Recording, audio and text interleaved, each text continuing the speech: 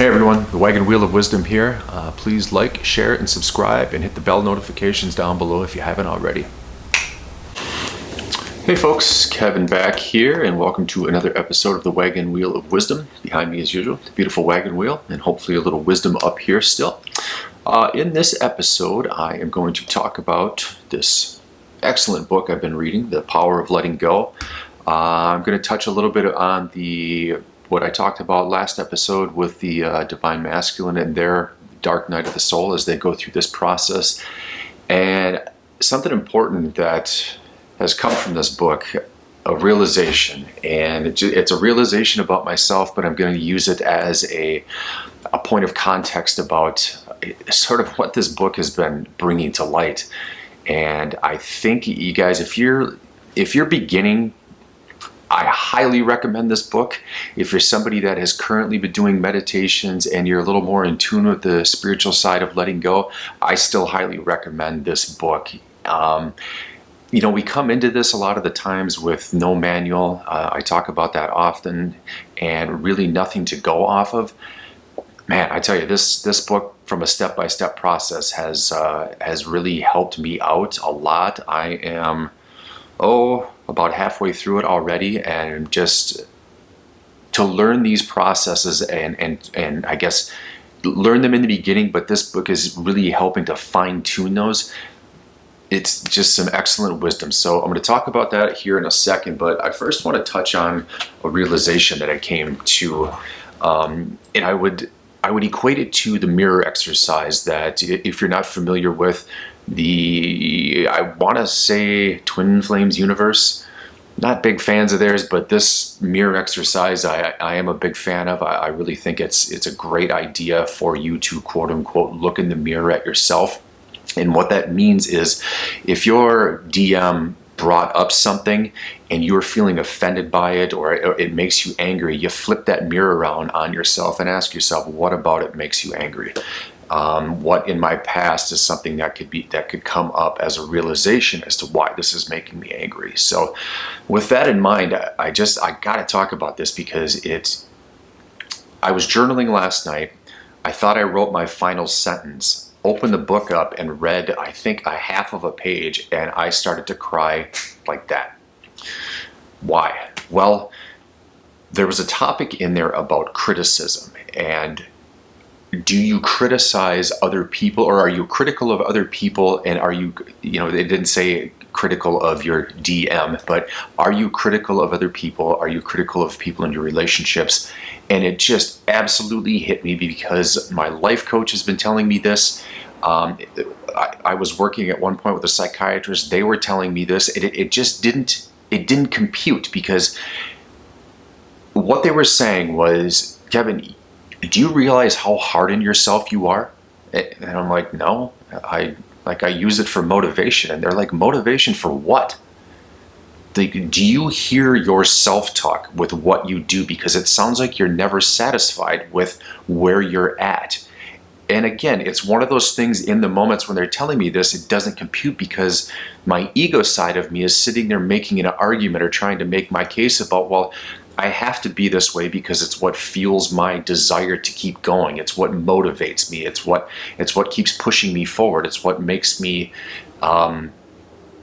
make excuses, is what I'm getting at. And the second I read that, I don't know why it automatically clicked. I went back in time from the start of the relationship, about me picking out in my head, I didn't convey these things to her, but in my head, criticisms of my former partner that I tried to match up to my former narcissistic partner that was before her. In other words, I was looking at her flaws. Now, is it any flippin' wonder, with my energy giving off that criticism, that inner critic of mine sitting there looking for flaws, that this ended up failing long term, or even short term for that matter? No, it's an absolute certainty. So because I'm so critical of myself, and and this is something my life coach brought up about me too. He's like, dude, do you know how much progress you've made in a short amount of time, just even working with me. He also is a trainer over at the gym. And he goes, and do you know what you do there? Do you know how many people look up to you because of how your body looks, the amount of work you put in? And it's just like, no, I'm just kind of being me. He's like, you really don't see what I'm saying, do you? He goes, you need to stop all of this shit about pushing yourself so hard and start celebrating those little victories so you aren't constantly criticizing yourself. And up until last night, none of that hit me in the manner in which it did. So what I'm getting at here is with these mirror exercises, and if you're anything like me, you know, they're far less due to the meditations I'm doing, but that the criticizing of my partner because of a decision they made or an action that they did, instead of accepting them. And you know, I sat there and preached in the beginning, oh, I loved her unconditionally. It's like, you know, when I'm digging down with this, no, I didn't. It was conditional. It was conditional upon my approval in my own head of said person, because in my own head, I'm conditional with myself.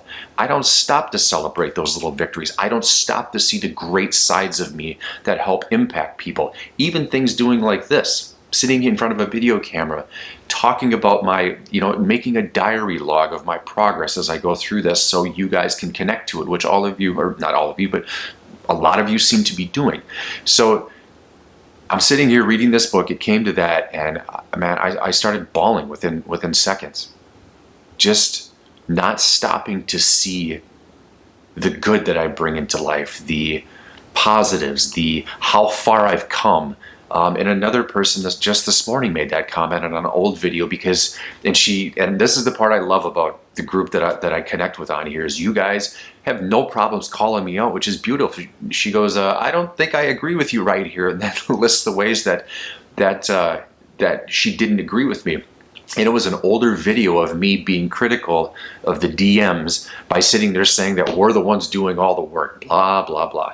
No, we're not the ones doing all the work, as I've most recently found out, which I'm going to talk about here in a second. And I humbly admitted to her that at that time I was kind of salty, and she had thought that the video was a newer one, not realizing it was an older one. So we're conversing back and forth a little bit on that. But again, that's all just part of this process, you guys. Like I said, I've got no manual. It's great when books like these come along and get in my hands, or I find them, because they have so many useful tools in them, especially when you feel lost on this journey, right? I mean, sometimes as I was going through this, I didn't know where to turn. But for some reason, the guidance system inside me led me to the right information, or even sometimes the wrong information. But then we get to use our own judgment to what feels right as we process through this. So I wanted to share that really key epiphany, because man, with this book, it's one realization after another when you start doing that inner work, and when you really do learn that mirror exercise, which they don't call it in here that, but it is the same sort of exercise. It's digging deep inside to find those core wounds and extract them out, and just realize, you know what? That former partner of mine was a freaking genius, because she's holding up that mirror to me and forcing me to look internally so I can become the best version of me for whomever that's going to be in my future. And so I have to express some incredibly big gratitude towards her for that, because she was right, and she even pointed that out. She even told me, I'm not your ex. And man, I vividly remember when she said that, because she just had such a sad look on her face when she said that, and it sat me back. But I didn't know at the time what she meant. Just a fool at that time, loving somebody conditionally while I was under the illusion I was providing unconditional love. And when you don't have that unconditional love for yourself, you can't give it to other people. It doesn't exist because you don't know what it looks like. And I just had a huge reminder of that last night. Next topic, the divine masculine dark night. As that person so nicely pointed out to me, and how they disagreed that the DM does go through their own version of this. They're connected to you. One way, shape, or another, they are connected to you through your heart space. What you're going to go through, they're going to go through. It might not look the same as yours, because their experiences are vastly different, and how they learn and interpret this is going to be vastly different. make no mistake about it, they're going to go through it. During my salty period through all of this, hang on a second, I gotta shut this heater off. I'll be right back. Sorry about that, I'm back. Just recently, I had witnessed somebody really being challenged with their ego, and it was my ex-wife, and I had no idea the intensity of that with them, because you know, things are put on our path right now, and I'm really taking notice to the flow of life a lot more than ever, just for the purpose of life lessons and things to grow from. But just to witness it in real time, somebody questioning their future, questioning what they're doing, very career-driven mindset, mind you, and wondering if that is the path that she wants to continuously go down. And I didn't, I'm one of those people where I have to see it and experience it to kind of believe it, but I guess not necessarily believe it, but to really truly, get a front row seat to the effect that it can have on them. They go through this process, and looking at her, I don't know where she was at on an emotional level as far as that inner pain. I can only equate it to my inner pain, but wow, it really sat me back in my seat to really observe it in real time happening. So I just wanted to correct my position. And again, I'm a very malleable mind when it comes to things. I will admit when I'm wrong. And in that instance, when I had said we're doing all the work, we're not doing all the work. That was very ignorant of me to say something like that. And so I want you to know that your DMs go through a hell of a process too, with that ego death. And many of you have commented on it in different variations. Some of them hide it in work. Some of them hide it in their addictions to things, alcohol, drugs, whatever that might be. But make no mistake about it, they're going to go through it. How long they go through it, much like us, it's up to them. Are they putting in the work to make the corrections? And you're going to see it. But at the same time, we can't worry about that. This process, they gave you this gift to just learn about you, to be yourself, to discover all those old wounds and bring them up. And, the flow of life is going to put people on your path as you move on. And if it's going to be your partner that you desire at this moment in time, I have no idea. I can't make that promise to you. The only thing I can promise to you is if you continuously do this work, they're going to fade away from your mind. And that is one thing I've been feeling a lot more, is how she is just continuously fading more and more into the background. Do I still have the thoughts? They pop up. Not gonna lie about it, but the duration of how long they stay in my mind, the intensity of them at this moment seems to be lessening. Now, that's not to say some trigger might not come along and bingo, here we are back into a DN Dark Night of the Soul, 3.0, because the 2.0 one was pretty rough too, but that's part of the process. But on the other side of that suffering is greatness. And I'm going to talk a little bit about this book, and I'm just going to give you a quick recap of the table of contents about what's in it. And as most of you are on this journey, or if you're just starting out, God, I highly recommend this. So it's called The Power of Letting Go by John Perkis. I'll hold that up there. Table of contents are as such. First part, be present and enjoy each moment. So it's merely hinting on the types of meditations you can do, and they give you a little bit of a guide as far as what to do. And very simply put, I started out just having to listen to my breath, in and out, breath work. Number two is the second portion is let go of the thoughts that keep you stuck. Looping, hello, right? Number three, let go of the pain that runs your life. And this is the chapter that had me in tears last night. This is tapping deeply into your inner child, how to get there and how to do the work. Part of the mirror exercise, only they don't reference it as such, but it is the exact same thing. And these, you guys, are the core wounds that have to be pulled up by their roots and taken out to basically weed your garden. Okay? Number four, surrender and tune into something far more intelligent than your brain. Been talking about that so much.